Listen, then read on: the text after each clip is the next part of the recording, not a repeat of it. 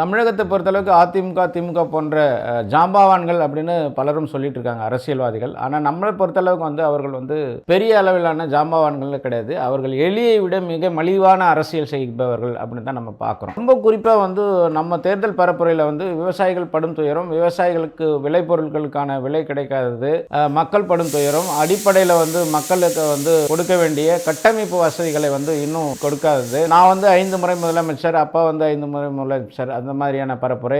இன்னும் சுதந்திரம் அடைந்து 77 ஆண்டுகளை கடந்தும் கூட இன்னும் இந்தியா வல்லமை பெறாத நாடுகள் பட்டியலில், வளரும் நாடுகள் பட்டியலில் இருக்கிறது எதனால? தனிமனித வருவாய் அப்படின்றது இன்னும் அதிக அளவில் இருக்கிறது எதனால? கனிம வள திருட்டு, மண் திருட்டு, இது போன்ற பல சமூகம் சார்ந்த சிந்தனை தமிழகத்தில் இருந்து பேசுறதுனால தொடர்ந்து அரசாங்கமே மதுவை விற்பனை செய்வது, இதெல்லாம் சமூக கேடு, சமூக அக்கறையாளர்கள் ஏன் இதெல்லாம் கண்டும் காணாமல் போகிறார்கள்?